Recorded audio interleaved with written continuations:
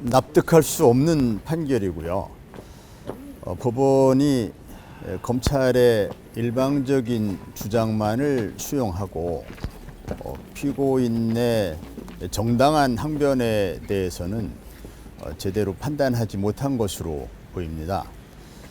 판결문을 받아보고 법원이 어느 부분에서 오판을 했는지 이 부분을 면밀히 분석한 후에 항소심을 통해서 반드시 무죄를 입증하겠습니다. 당시 하명 수사에 대해서는 사실상 법원이 인정한 걸로 보이는데 이거에 대해서 어떤 입장이실까요? 법원의 판결을 받아봐야 알겠지만 하명 수사를 인정한 것이 아니라 청탁 수사라고 이렇게 인정을 한 걸로 보입니다.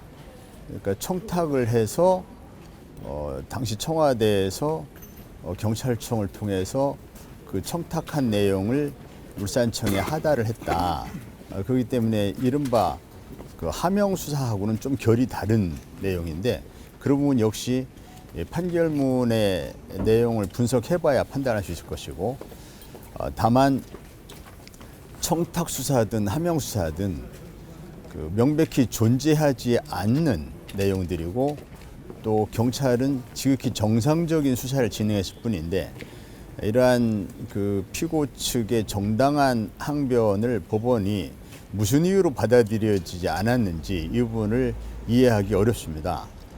그래서 판결문 내용을 분석해 보고 그 어떤 부분을 법원이 오판을 했는지 그 부분을 잘 분석해 보면 항소심에서 성실히 그 부분에 대해 소명을 하고 나면 반드시 항소심에서는 무죄가 이루어질 것으로 역시 확신하고 있습니다. 그 직권남용도 유죄가 인정이 됐는데 부당한 인사조치나 이런 것들에 대해서는 또 한 말씀 해주시겠어요? 그 부분도 법원이 오판을 한 것으로 보입니다. 당시 인사 발령 대상이 됐던 사람조차도 자신의 인사 발령이 허위 보고에 따른 문책이다라는 것을 인정하고 있습니다. 그럼에도 불구하고 법원이 검찰의 일방적인 주장만을 수용을 해서 허위 보고인 점조차 인정을 하지 않아서 그래서 법원이 왜 그렇게 피고 측의 주장을 좀 무리하게 배척을 했는지 그 부분을 좀 이해하기 어렵습니다. 아마 청탁 수사 등을 유죄로 인정하다 보니까 그 일관성 있게 판단하기 위해서 직권남용 부분도 역시 유죄로 인정한 것 아닌가라는 그런 의구심이 듭니다만 역시 항소심을 통해서 충분히 소명을 하면 1심 판단의 오판이 바로 잡혀지리라 이렇게 믿습니다.